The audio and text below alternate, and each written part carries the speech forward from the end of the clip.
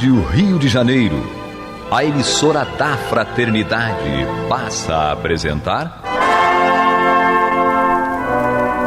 Luz na Penumbra, programa que leva ao seu coração a mensagem da doutrina espírita.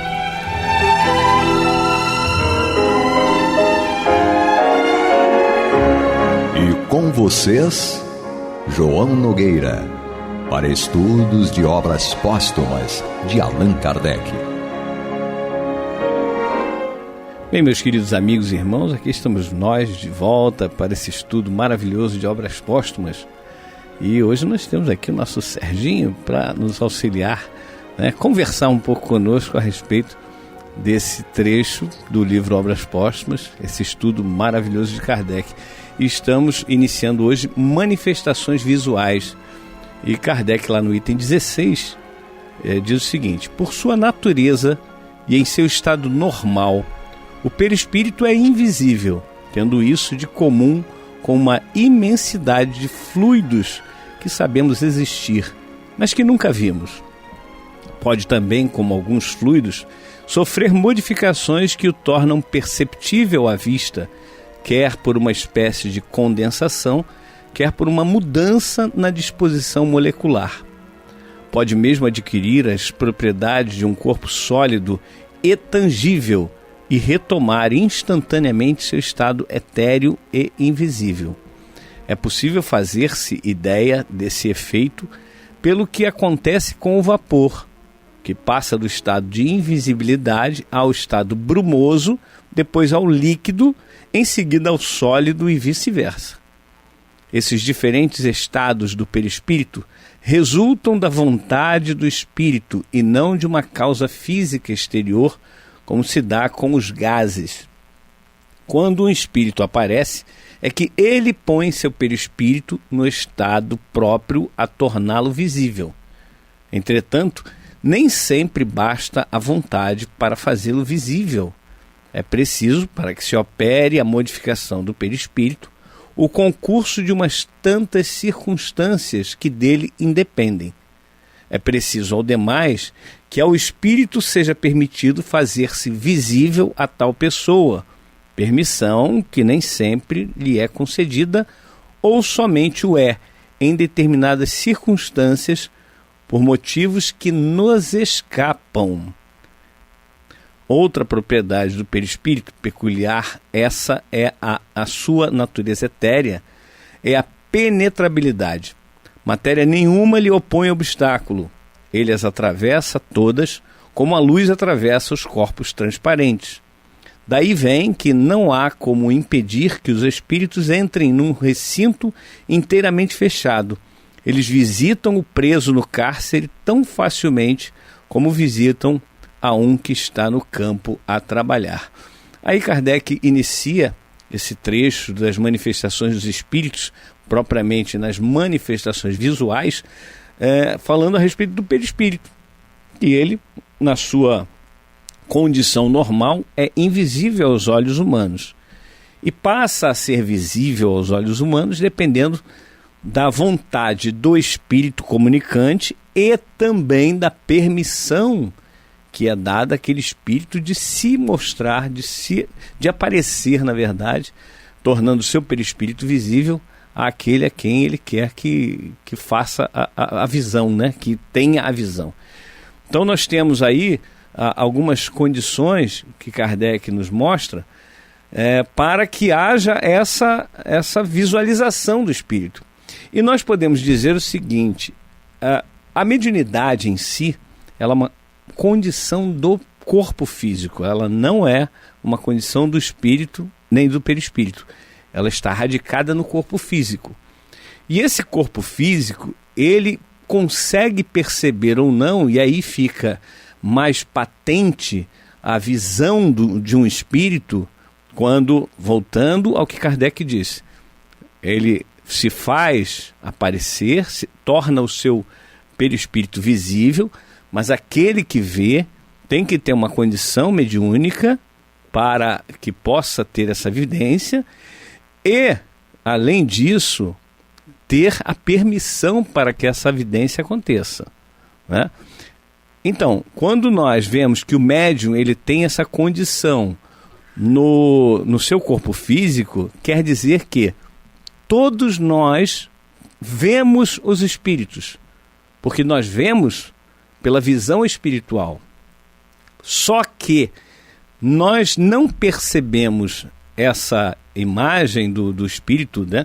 Daquele perispírito que está sendo comunicado, que está tentando nos comunicar algo, porque o nosso corpo físico não está ainda adequado para aquela comunicação. Então nós não percebemos fisicamente a presença daquele espírito, mas nós vemos o espírito, só que não registramos na memória física, no cérebro.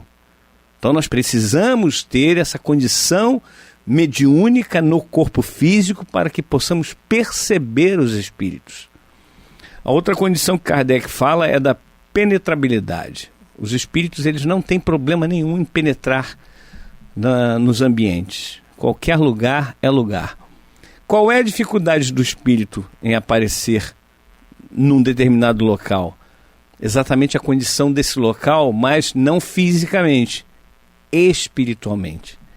Por exemplo, uma família que costuma fazer o culto no lar, constantemente faz o culto no lar.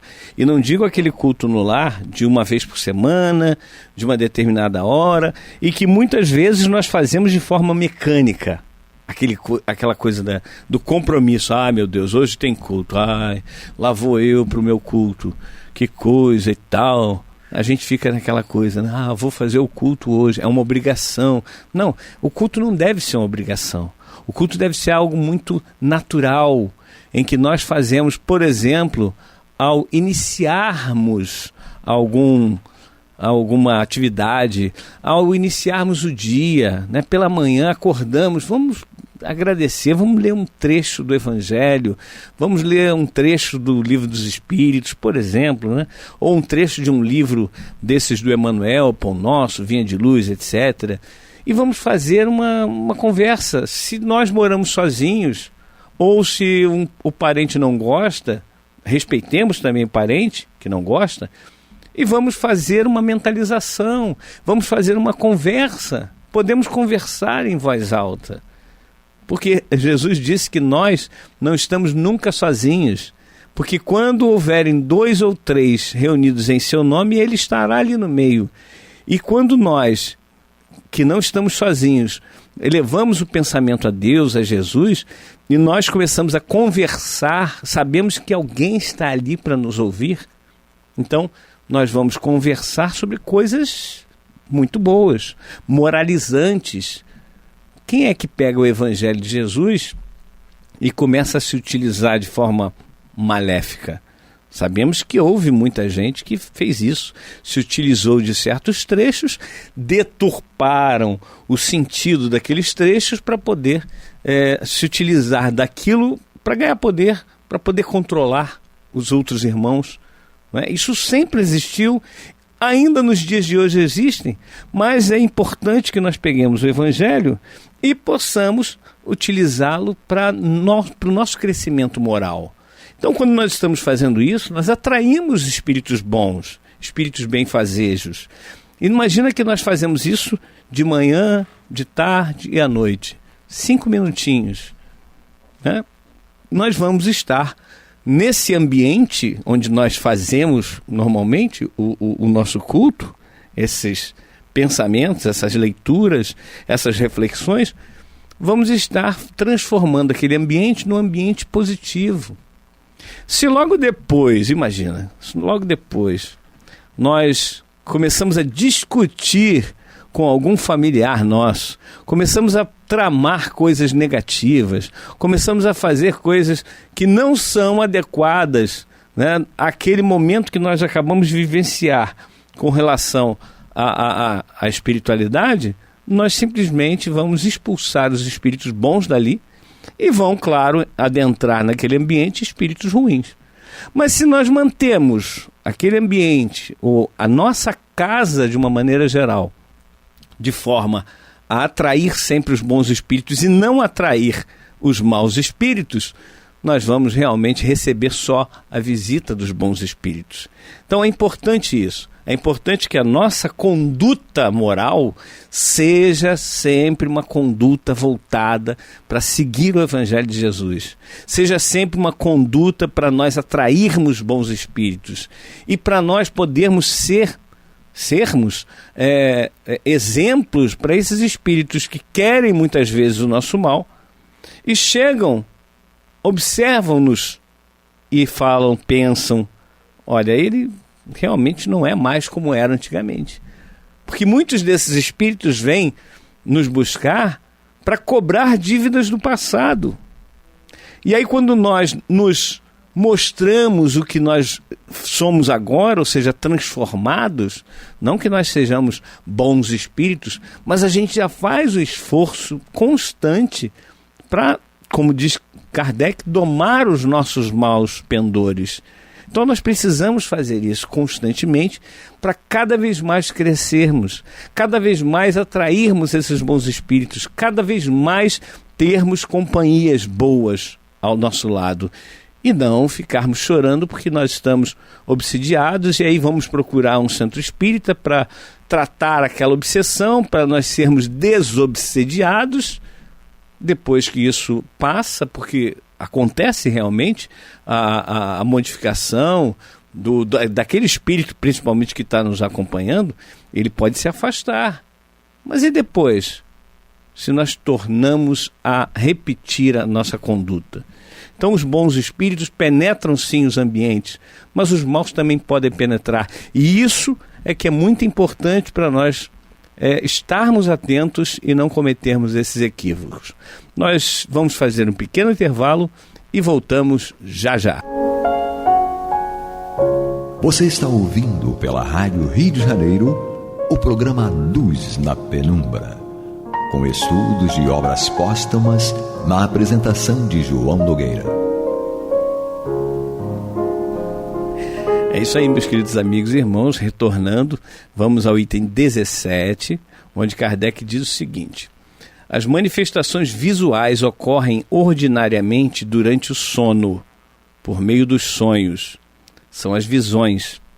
As aparições propriamente ditas dão-se no estado de vigília, estando aqueles que as percebem no gozo pleno de suas faculdades e da liberdade de usar delas. Apresentam-se, em geral, sob forma vaporosa e diáfana, algumas vezes vaga e imprecisa. Frequentemente não passam, à primeira vista, de um clarão esbranquiçado, cujos contornos pouco a pouco se acentuam. Doutras vezes, as formas se apresentam nitidamente desenhadas, distinguindo-se os menores traços do rosto ao ponto de poder-se descrevê-lo com precisão. Os ademanes e o aspecto assemelham-se aos que o espírito tinha quando vivo. Ademanes, claro, são os trejeitos daquele espírito. Então eles se apresentam para nós normalmente durante o sono, porque durante o sono nós estamos desprendidos do corpo físico, nós estamos mais livres. Então nós, espíritos, podemos ver, conversar, ouvir, enfim, ter esse relacionamento com outros desencarnados sem problema nenhum, né? As aparições propriamente ditas dão-se no estado de vigília. Aí, quando nós estamos acordados, é que nós temos essas aparições. Aí os espíritos, por conta daquilo que nós falamos no início, da condição física do médium, mais uma vez, mediunidade radica-se, ou seja, instala-se, ela está no corpo físico, não é no espírito nem no perispírito, é no corpo físico. Então, como está no corpo físico, quando nós não estamos no corpo físico, nós nos relacionamos normalmente com a espiritualidade. Quando nós estamos fora do corpo físico, nós não temos nenhuma barreira. Quando nós estamos no corpo físico, esse corpo físico tem que ser adequado para que eu possa enxergar, ouvir, me relacionar com esse espírito desencarnado. Então, quando eles se apresentam, Kardec diz aqui que pode ser de uma forma vaporosa, pode ser apenas uma espécie de vapor, um vulto, como muita gente diz, né? Ah, eu vi um vulto. Foi uma aparição, um espírito que se manifestou, que fez com que seu perispírito se mostrasse a nós, a mim ou a alguém naquele ambiente. Pode ser que um veja, o outro não veja, pela condição, mais uma vez, da mediunidade daquela pessoa, da faculdade mediúnica daquela pessoa. Então, ele vai dizendo aqui as condições. Às vezes esse vulto, às vezes aparece mais nítido, como se fosse um contorno de um corpo, às vezes o contorno só de um rosto, né? Outras vezes aparece de forma nítida. Tanto é que você pode descrever detalhes daquele perispírito, que o espírito se utiliza para se manifestar para nós. Então, ele inclusive termina aqui falando que os trejeitos e o aspecto se assemelham ao espírito quando ele estava encarnado. Isso quer dizer que o espírito, ele quer ser reconhecido. Então, se ele quer ser reconhecido, ele não vai se apresentar como ele foi em 3 encarnações atrás. Ele vai se apresentar como ele foi conhecido nessa encarnação que ele acabou de deixar. Se o Serginho desencarna, por exemplo, eu tenho que conhecê-lo quando ele se apresentar para mim. Então ele vai se apresentar como eu o conheci quando encarnado, né? Com as mesmas feições que ele tinha quando encarnado. A maioria dos relatos dos médiuns videntes é que o espírito se apresenta normalmente numa condição mais jovial. Ou seja, se ele desencarnou velhinho, ele pode se apresentar ali como quando ele tinha uns 50 anos, 40 anos, né? E isso também depende da evolução do espírito. Se o espírito é bem evoluído, é mais evoluído do que a média, digamos assim, ele se apresenta numa condição mais jovial ainda, né? Então, tudo isso depende para a forma com que ele vai se apresentar.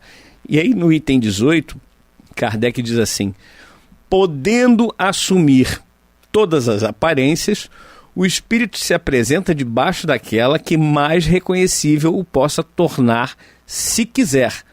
Se o quiser. Exatamente isso que nós estamos falando. O espírito se apresenta de forma a ser reconhecido ou não. Aqui Kardec já está deixando aqui aquela coisa.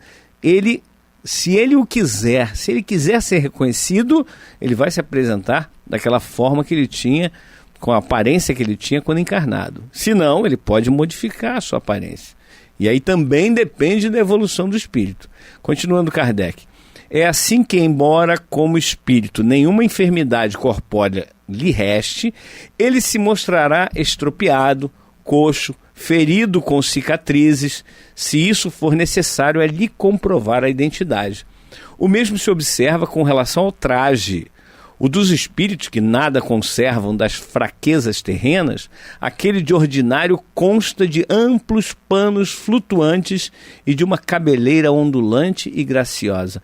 Eu me lembro aqui do nosso irmão Gastão, que desencarnou e algum tempo depois houve um médium, né, recebeu o nosso irmão Gastão pela sua mediunidade, fez a prece final de uma reunião que nós tivemos no Caminho do Senhor, e ele estava com o trejeito do Gastão, que quem o conheceu, ele tinha uma perna mais curta que a outra, e usava aquele sapatão, né, aquele sapato alto na perna esquerda. E aí ele então se apresenta daquela forma, e as pessoas que conheciam o Gastão observam o médium e veem exatamente aquele trejeito. Aí a gente pergunta, Gastão continua com uma perna mais curta que a outra? Claro que não.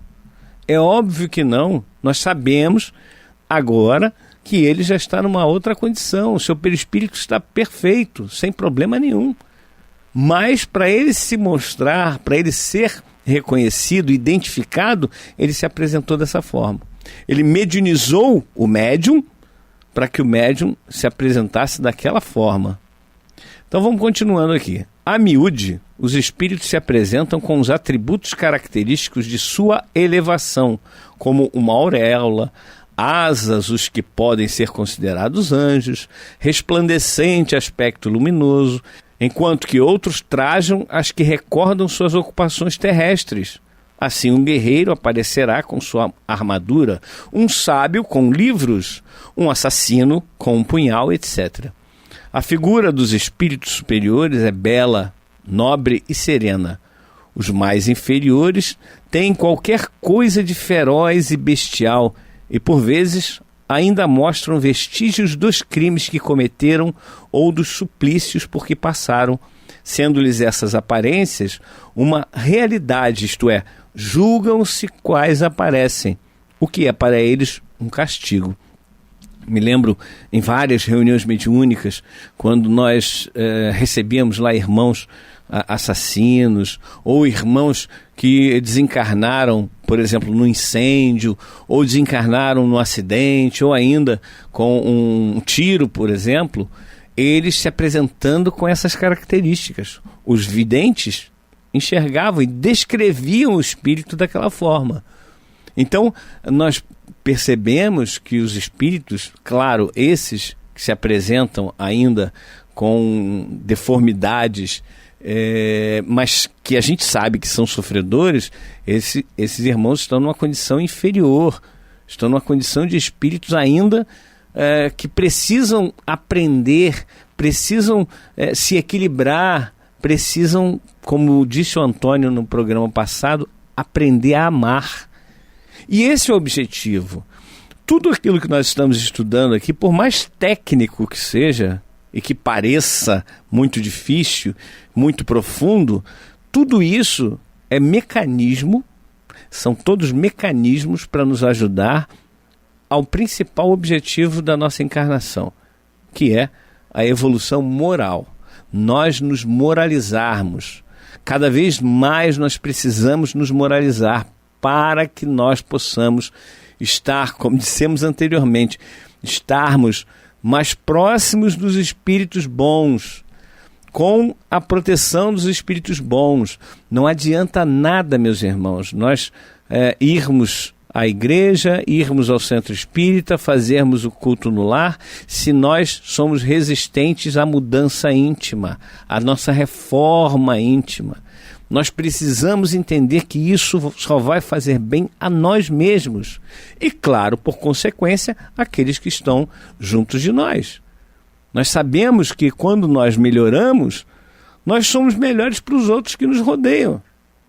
Ora, se eu convivo com uma pessoa rude, eu vou ficar entristecido muitas vezes. Se eu convivo com uma pessoa como, por exemplo, um Chico Xavier, Irmã Dulce, Madre Teresa de Calcutá, né, que para nós passa uma coisa maravilhosa. Ninguém que se aproximava do Chico conseguia conter a emoção, porque Chico transmitia na sua aura aquela bondade. Vocês acham que espíritos malfazejos tinham acesso ao Chico? Eu acredito que não, sinceramente. Todas as vezes que Chico passou por algum problema, seja ele de saúde ou não, foi por conta de uma necessidade que ele tinha momentânea, mas não de uma influência de espíritos inferiores. Agora, ainda que ele tenha sofrido alguma influência de espíritos inferiores, era muito mais, com certeza, por caridade do próprio Chico, do que por necessidade dele de passar por isso. Esse é o que eu acredito. Nós podemos aqui até discutir a respeito do assunto, mas isso não é um ponto pacífico, é um ponto que é só um ponto de vista, na verdade. Bom, meus irmãos, chegamos ao final de mais um programa. Esperamos todos vocês na próxima edição do Luz na Penumbra. Até lá. Luz na Penumbra. Até lá. Luz na Penumbra. Até lá. Luz na Penumbra.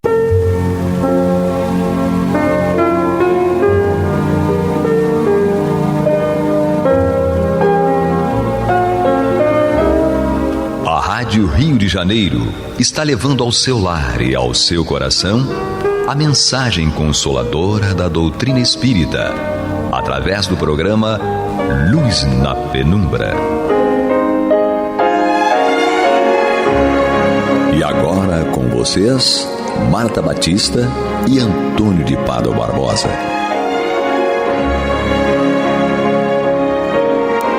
Olá, queridas e queridos amigos ouvintes, nós estamos chegando aos seus lares através do programa Luz na Penumbra, no qual estudamos o Evangelho segundo o Espiritismo para dar sequência, ao estudo dessa obra, que já estamos no capítulo 13, que a vossa mão esquerda não saiba o que faz a vossa direita ou o que dá a vossa direita.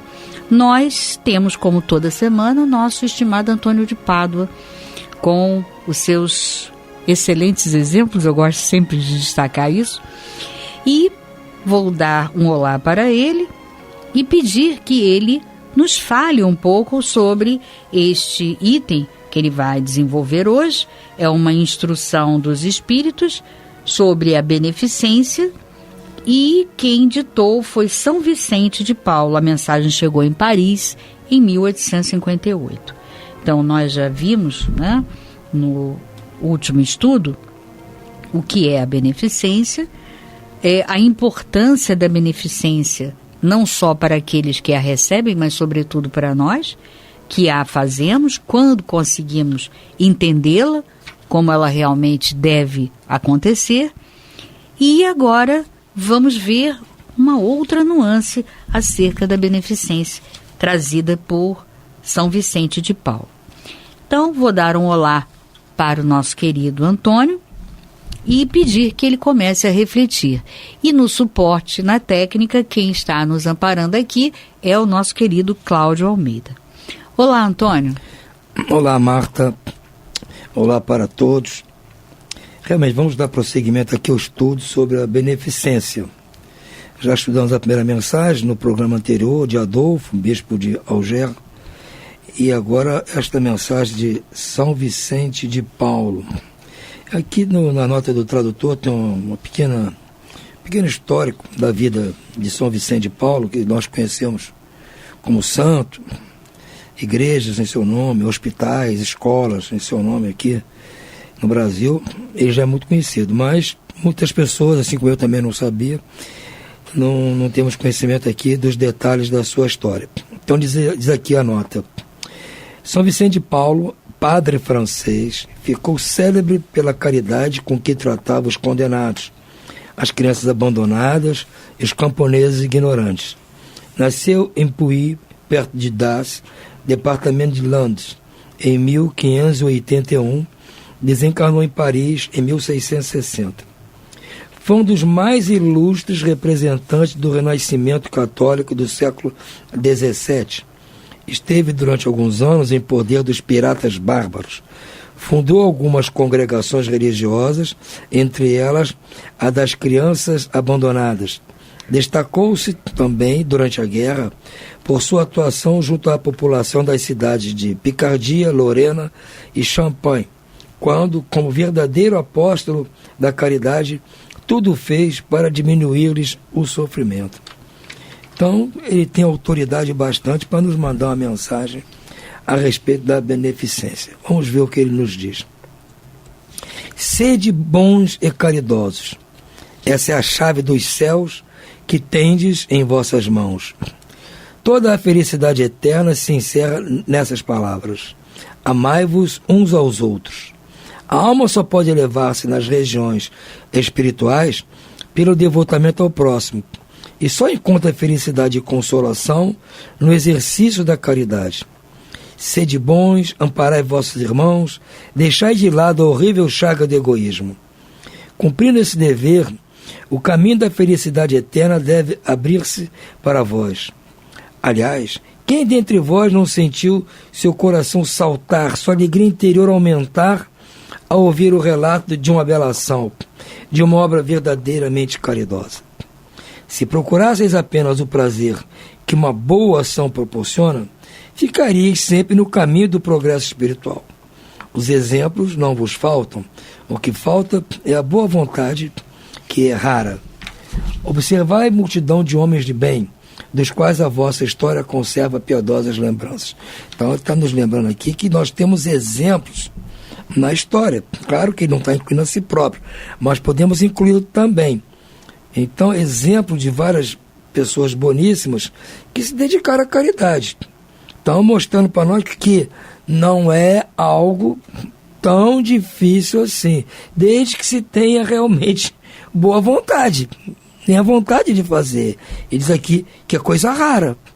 Então, nós temos que ter boa vontade de suplantar o nosso egoísmo para realmente praticarmos a caridade. O Cristo não vos disse tudo o que se refere às virtudes de caridade e de amor? Por que deixar de lado os seus divinos ensinamentos? Por que fechar os ouvidos às suas divinas palavras? O coração a todos os seus bondosos conselhos. Eu queria que se tivesse mais interesse, mais fé nas leituras evangélicas. Abandone-se esse livro, faz-se dele uma palavra quimérica, uma carta fechada, deixa-se esse código admirável no esquecimento. Vossos males provêm do abandono voluntário em que deixastes esse resumo das leis divinas. Lê depois essas páginas ardentes sobre o devotamento de Jesus e meditai sobre elas. Ele aqui está dizendo uma coisa que eu costumo falar também, repetindo ele, é claro, né? Que, assim, ele fala assim, eu queria que se tivesse mais interesse, mais fé nas leituras evangélicas, ou seja, nós tivéssemos mais fé quando nós lêssemos o Evangelho, porque nós abandonamos o livro, fazemos dele uma palavra quimérica, ou seja, a gente lê o Evangelho e fala, não, isso aí não dá para fazer. Amar o próximo, amar o inimigo, dar a outra face, é muito complicado. Isso aí é só para Jesus. Então nós transformamos isso em algo quimérico, e não é disso aqui. Dá para a gente praticar. Se tivermos boa vontade, compreensão, estabelecemos uma meta, você não vai praticar a partir de amanhã, claro. Mas você se conhece, então, vou estabelecer uma meta. E pouco a pouco vou pôr em prática todos os ensinamentos do Evangelho, que são bastante e suficientes para todos nós. Homens fortes, amai-vos. Homens fracos, fazei da vossa brandura e da vossa fé as vossas armas. Tende mais persuasão e mais constância na propagação da vossa nova doutrina. O que viemos vos dar é apenas um encorajamento. É somente para estimular o vosso zelo e as vossas virtudes que Deus permite que nos manifestemos a vós. Mas se o desejasseis, só terias necessidade da ajuda de Deus, da vossa própria vontade. As manifestações espíritas são feitas para que os que têm olhos fechados e corações indóceis. Gente, não precisa falar mais nada. Não é? Nós temos capacidade de sozinhos lermos o Evangelho e percebermos a mensagem do Cristo, de amar o próximo como a nós mesmos, incluindo os inimigos. Agora, nós temos dificuldade. Por isso é que Deus permite que venham espíritos bons como ele nos reforçar, nos encorajar. Não vem aqui nos ensinar, porque o ensinamento quem trouxe foi o Cristo. Trouxe o ensinamento. Nós é que damos uma de besta e dizemos que não entendemos. Então, compreendendo isso, Jesus manda seus enviados para reforçar em nós o que ele falou e nos encorajar. Não, gente, vão que dá certo. Insistam no bem, insistam no amor, na caridade, que vocês suplantam todas as dificuldades. Então ele traz palavras de incentivo. Agora ele fala, essas manifestações espíritas, seja através do livro aqui, mensagens, seja nos centros, nas mesas, reuniões mediúnicas, programas da Rádio Rio de Janeiro, publicações aí dos mais diversos tipos, tudo isso é só para quem tem os olhos fechados e o coração indócil. Não é indócil no sentido de fogoso, é indócil no sentido de não doce. Quer dizer, quem doce quer dizer, não é doce. Quem não tem o coração doce. Então, tudo isso que nós recebemos aqui, eu inclusive recebo, tudo isso é porque eu e todos nós ainda temos os olhos fechados à mensagem de Jesus. Então o nosso coração não é doce como nós achamos que é. Não é. Nós não conseguimos praticar tudo isso. Por quê? Falta de vontade, é o que está dizendo aqui. Eu disse a vocês no programa, é simples. Mas, ao mesmo tempo, não é fácil. E não é fácil porque nos falta vontade, desinteresse, comodismo nosso. Eu estou falando, como digo sempre a vocês, que eu estou me olhando aqui e me descrevendo. E tudo isso acontece comigo. Por isso que eu descrevo tão perfeitamente. Não é porque eu sei muito, é porque eu me conheço. Pelo menos a mim eu tenho que conhecer. Então, essas coisas acontecem. Eu relaxo, deixo para amanhã. Podia ter feito assim, mas depois eu vou fazer. Depois eu vou lá e conserto. Isso é nossa tendência. É para isso que ele está chamando a atenção. A caridade é a virtude fundamental que deve sustentar todo o edifício das virtudes terrestres. Sem ela, as outras virtudes não existem. Sem a caridade, não há esperança e uma sorte melhor. Não há interesse moral que nos guie. Sem a caridade, não há fé, porque a fé é um raio de luz que faz uma alma caridosa brilhar. Gente, está lá no Evangelho, neste Evangelho aqui, que a fé é a mãe da caridade e a esperança. Então, sem caridade, não adianta esperar nada que não vai conseguir, amigo. A fé e a esperança só não é suficiente. Tem que ter a caridade. Basta a caridade. Quem é caridoso é humilde. Quem é caridoso não é orgulhoso. Quem é caridoso é misericordioso, é brando, é pacífico, tem um coração puro, não é malicioso. Quem é caridoso é tudo isso, gente. Então, quem é caridoso já completa todo o quadro das qualidades. Nós podemos ser um pouquinho isso, um pouquinho aquilo, mas temos que somar tudo isso numa coisa só, que é a prática da caridade, que é uma coisa muito mais ampla do que só a beneficência, como está dizendo aqui. Como eles estão pregando a beneficência, para nos tocar, porque para nós a beneficência talvez seja mais fácil de fazer do que a benevolência, a indulgência e o perdão. Então, se começarmos com a beneficência, sentindo as vantagens da beneficência, sentindo o prazer da beneficência, nós vamos tomar gosto nisso, e aí vamos talvez arriscar aprender a ser benevolentes, indulgentes e misericordiosos. Essa é a ideia. A caridade, não, em todos os mundos, a caridade é a âncora eterna da salvação, é a mais pura emanação do Criador, é a sua própria virtude que ele dá à criatura. Como se poderia desconhecer esta suprema bondade? Qual seria o coração conhecedor dessa verdade, bastante perverso, para sufocar e expulsar esse sentimento tão divino? Qual seria o filho bastante mau para se revoltar contra esta doce carícia, a caridade? Não me atrevo a falar do que fiz, porque os espíritos também têm pudor quanto às suas obras, mas considero a que comecei como uma das que mais devem contribuir para o alívio dos vossos semelhantes. Vejo frequentemente os espíritos pedirem que lhes seja dado por missão continuar a minha tarefa.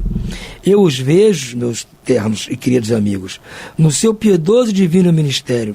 Eu os vejo praticar a virtude que vos recomendo, com toda a alegria proporcionada por essa existência de sacrifício e abnegação. É uma grande felicidade para mim ver quanto o seu caráter é nobre, quanto a sua missão é amada e docemente protegida. Ele está falando, claro, que ele deixou aqui a instituição, os vicentinos e vicentinas, que são seguidores fiéis da prática da caridade até hoje. Então ele está dizendo, esses espíritos que se dedicaram a seguir a obra que ele deixou, são abençoados, estão lutando para isso. Mas vamos combinar que essas pessoas estão se dedicando, somente não é o advérbio certo, estão se dedicando exclusivamente a isso. Meritoriamente, diga-se de verdade. Mas eles estão 24 horas por dia se dedicando a continuar a obra de São Vicente de Paulo. Lá enclausurados, nos seus mosteiros, praticando as suas obras de caridade pelo mundo todo. Isso não tem preço, não tem nem como se descrever, mas nós estamos aqui na luta, no dia a dia, no lufa-lufa, então nós não podemos achar que temos condição de fazer o que eles estão fazendo. Eles são apenas nosso sustentáculo, são abnegados, se despojaram de todas as coisas materiais, estão lá se dedicando à caridade. Nós não temos essa condição. Quem sabe um dia a gente possa vir uma encarnação e fazer igual. Hoje não dá. Mas nós podemos fazer as pequenas coisas, velho. Só falta vontade, o que ele está falando aqui. Eu estou dizendo, se tiver boa vontade, você não vai ser uma freira da ordem das Vicentinas, não vai ser um freio, um padre da ordem dele lá. Você não vai. Mas você na sua casa, no seu trabalho, na condução, onde quer que você esteja, você pode se lembrar do São Vicente de Paulo. E tentar em honra a ele, em homenagem a ele, ajudar uma pessoa necessitada, material, moralmente, não importa. Ajudar no seu dia a dia. Agora, uma coisa que eu chamo a atenção é que nós, quando praticamos a caridade, e nós vamos nos esforçar para isso, tenho certeza absoluta, temos que reparar numa coisa.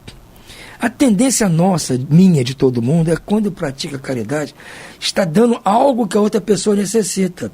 Então você está naquela posição de que eu estou cedendo, estou tirando de mim, moral ou economicamente falando, o tempo, alguma coisa que eu estou tirando de mim para dar àquela pessoa.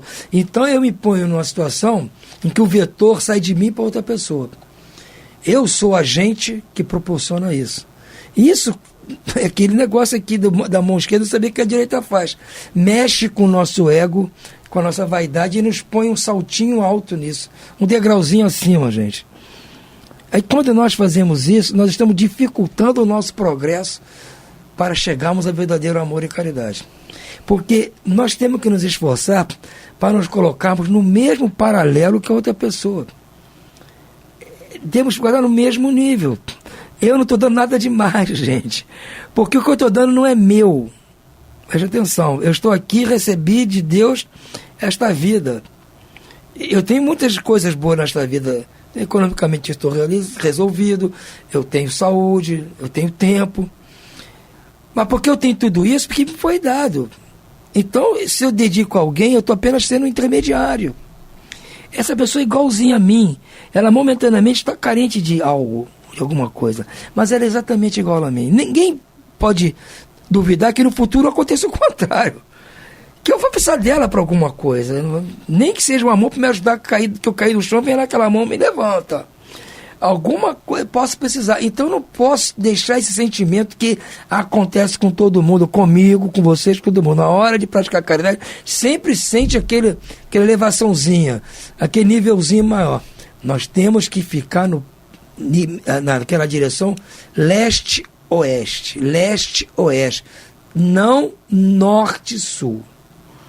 Isso é que tem que ser bem entendido, para que nós possamos receber ajuda para continuar a praticar a caridade. É um aspecto que nós temos que tomar conta. Eu sei que nós espíritos já fazemos a caridade, que está pregando aqui. Agora temos que ver como praticar a caridade. Praticar a caridade é uma coisa, como praticar é outra. E nós já estamos no segundo dever de casa, que é como praticar. Que a prática, graças a Deus, nós já estamos convencidos que temos que fazer. Segue aqui ele fechando. Homens de bem, de boa e forte vontade, uni-vos para continuar generosamente a obra de propagação da caridade. Encontrareis a recompensa dessa virtude no seu próprio exercício. Não há alegria espiritual que ela não proporcione desde a vida presente. Ficai unidos, amai-vos uns aos outros, segundo os preceitos do Cristo. Que assim seja. São Vicente de Paulo, Paris, 1858. Então, nós espíritas, como eu disse, já demos o primeiro passo. Já entendemos que fora da caridade não há salvação. Nós aqui estamos tentando estudar melhor a caridade para praticar com melhor capacidade, com inteligência. Nós estamos estudando para isso. Então nós estamos, usando nossa inteligência, nosso raciocínio para aprender o que é, para poder praticar melhor. É isso que está nos trazendo aqui São Vicente. Nós temos que praticar melhor aquilo que já fazemos. Depende da nossa boa vontade. Não como serão as madres vicentinas, que são exclusivamente disso, mas no dia a dia, com o vizinho, com o colega de trabalho, com os parentes, com todo mundo. Praticar e olhar no mesmo nível. Não com o nosso olhar de cima para baixo, no mesmo nível. Esta é a recomendação que nós temos que seguir. E aí sim, nós já estaremos dando largos passos no caminho da prática da verdadeira caridade. Sem dúvida, Antônio. Realmente essa mensagem é incrível, né? Elas vão se complementando, né? Uma a uma. No início da semana a gente viu, né, o Adolfo, né, o bispo de Alger, nos falando, né, sobre a importância, né, da beneficência, da caridade, e que a gente entendesse essa caridade, né, como fazê-la. Né? Porque, como você falou, nós já estamos convencidos como espíritas, né, que fora da caridade não há salvação. Já estamos convencidos, quer dizer, já é um passo que demos. Mas agora cabe a gente entender como é que devemos fazê-la. E como ele explica aqui, né, devemos fazê-la o tempo todo. Quer dizer, a caridade é a oportunidade que você vai ter, como ele diz aqui na Terra, é fundamental, né, um planeta de muito sofrimento, que nós tenhamos essa consciência de que devemos fazer a caridade e que saibamos fazê-la, né? Porque por menos que façamos, se nós soubermos fazê-la, com certeza ela terá frutos bastante abundantes, né? Porque é essa a questão, né? Como vamos fazer essa caridade? Então ele nos mostra aqui, né, que esse é o nosso destino, é a nossa destinação. Fazer o bem, nos ajudarmos e tornar a vida do nosso próximo um pouco menos amarga, um pouco menos difícil, né? Porque nós sabemos o quanto é difícil a vida aqui na Terra em certas provações.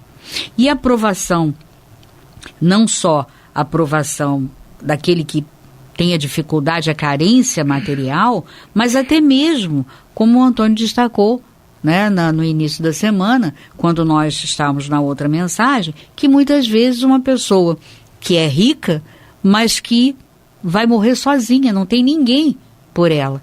Então, que nós tenhamos essa percepção, essa sensibilidade, e se a gente não conseguir fazer tanta caridade, como no caso, né, esses padres e madres, né, que trabalham os vicentinos, mas que não importa, porque o que importa não é a quantidade, e sim a forma como você realiza essa caridade. Então, se você tiver essa consciência, com certeza, esse bem que você vai fazer, por menor que ele seja, vai atender aquela pessoa em toda a sua necessidade, porque vai atendê-la materialmente como beneficência e vai atendê-la moralmente, porque você dará aquele toque, né, naquela atitude, naquele gesto, com carinho, com amor, né, se colocando empaticamente no lugar daquela pessoa. E se eu estivesse ali e não ela, né, ou não ele, o que eu esperaria do próximo? Que ele estendesse a mão, que ele não passasse sem me olhar, que ele passasse e me olhasse. Então, quando nós estivermos diante daquele impasse, né, eu tenho que ajudar, surgiu uma situação de necessidade, né, até mesmo junto às casas religiosas que você frequenta, né? Surgem aquelas situações, eles pedem que você colabore, mas você começa a pensar, puxa, mas está difícil para mim, eu não estou conseguindo, está terrível, como é que eu vou abrir mão? Lembre-se dos ensinamentos. Como ele diz, a caridade é a virtude fundamental, que deve sustentar tudo. Então que a gente lembre disso. E na mesma hora, nós vamos dar, como o ensinamento da viúva, daquilo até mesmo que nos faça falta. Então, companheiros, nós vamos ficando por aqui, desejando a todos serenidade e muita paz.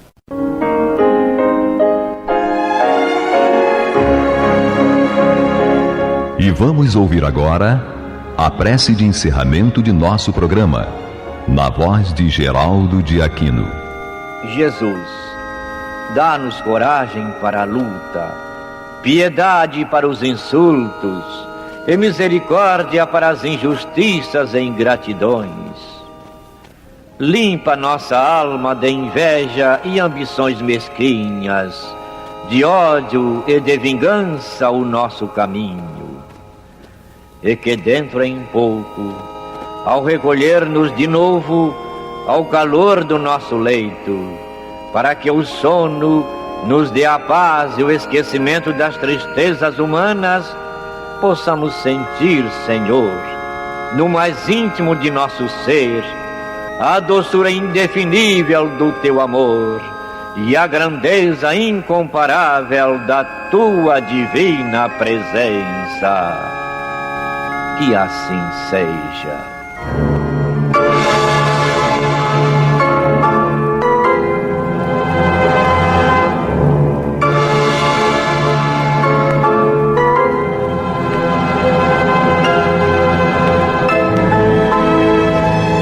Acabamos de apresentar o programa Luz na Penumbra, que voltará a ser apresentado amanhã às 21 horas nesta emissora.